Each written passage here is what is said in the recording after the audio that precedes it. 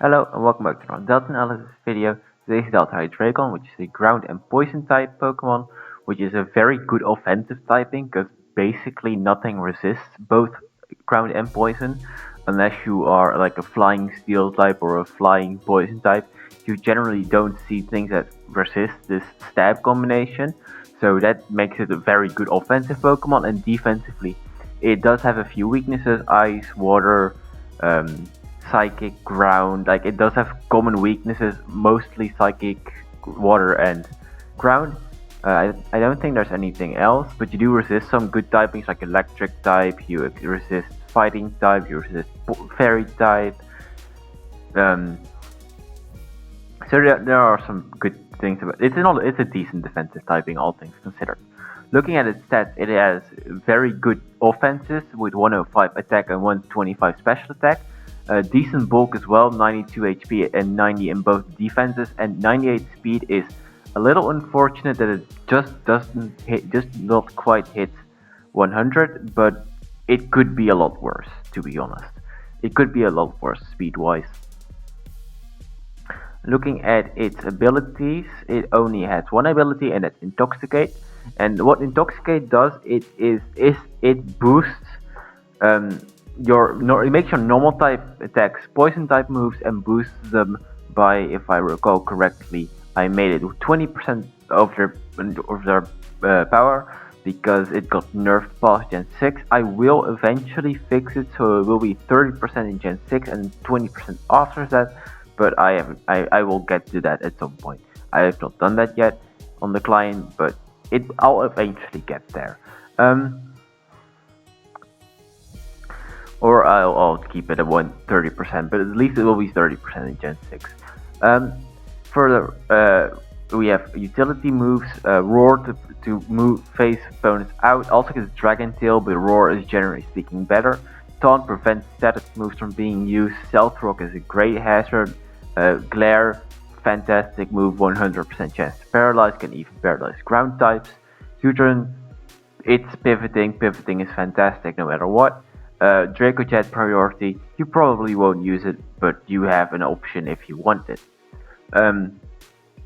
Getting into the first set, it's probably most obvious set. It's just specially offensive. Hyper Voice with Intoxicate is very strong. Earth Power, another very strong stab move, and that basically covers everything. I just put Roost on there, I put U-turn on there. Very good moves, like Roost can help if you're like a Life Orb set and you take damage every time you use an attacking move. You can Roost it off. U-turn for pivoting is always good to have, and you don't really need coverage options most of the time. Like unless you're facing like a Skarmory or a Corviknight or a Crobat, you don't really need the coverage because its stab combination hits so many things already. Like you could run coverage options like Fire Blast and Flamethrower for the Skarmory, Celesteela's, Corviknight. Focus Blast is always a very powerful move if you need extra power for things it's super effective against. Flash Cannon, there's no you don't really have a reason to run Flash Cannon. Like I'm just listing moves. It gets Surf, could be good for ground type sometimes. Taunt, always a good move. Glare, always a good move. Toxic, always a good move. Dark Pulse can help with psychic types. Scorching Sand if you really want to fish for burns. Corrode if you are scared of like soundproof mons or anything that ignores your ability. Although the only thing I can think of is Galarian Wheezing, and if it or like regular Wheezing, and if it's neutralizing gas, it's just gonna die to Earth Power. So I wouldn't really worry about that too much. And Stealth Rock always a good option, but the problem I have is I don't know what you would remove from the set. Probably Roost or either Roost or U-turn, depends on which one you prefer. Like especially Roost if you like a Specs variant or a Scarf variant, then I can understand you not wanting to run Roost. Like it could easily be Scarfed as well. Obviously, it has a great Scarf tier. It hits like a truck. Like it's a decent Scarfer as well. But I definitely appreciate its ability to just break entire teams and just have no switch-ins.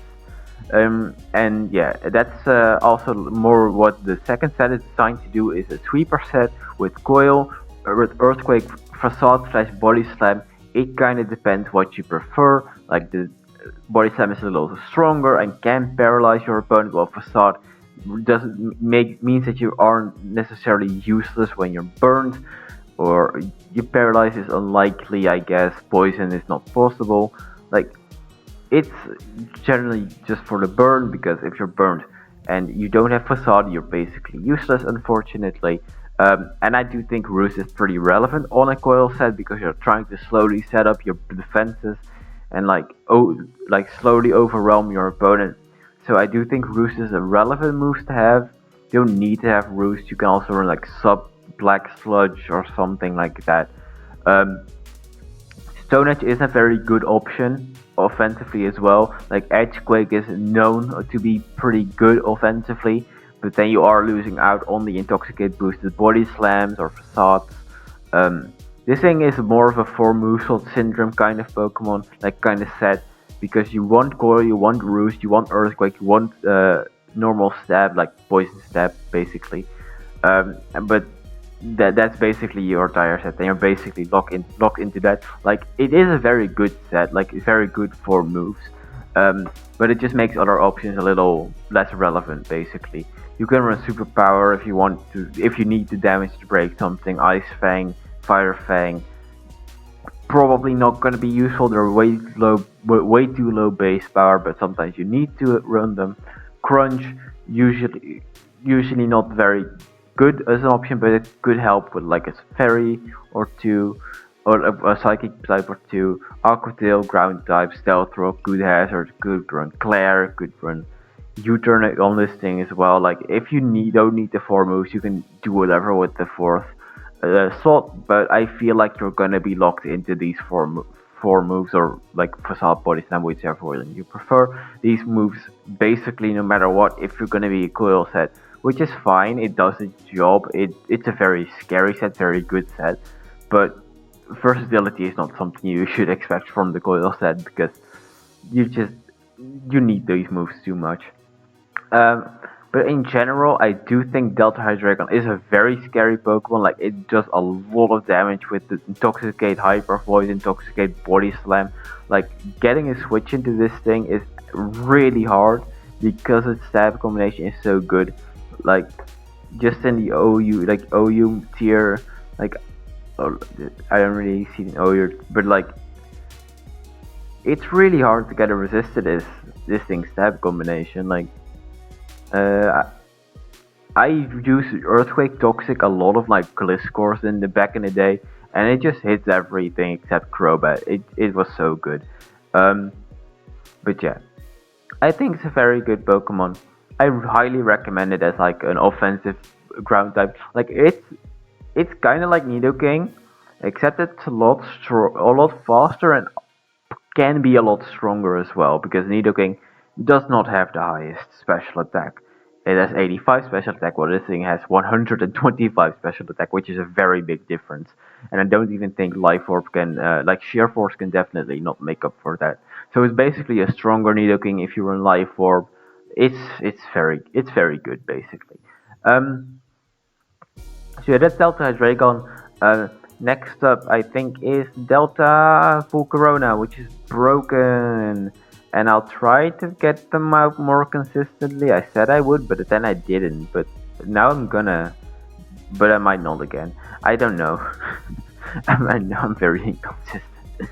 But yeah, I should have a reasonable amount of time. I can probably get one out, like maybe not, maybe tomorrow, maybe the day after. No, not Sunday. Maybe like Monday. Who knows? It'll be out somewhat soon. I'll try to remember to make it. Yeah. See y'all then. Goodbye.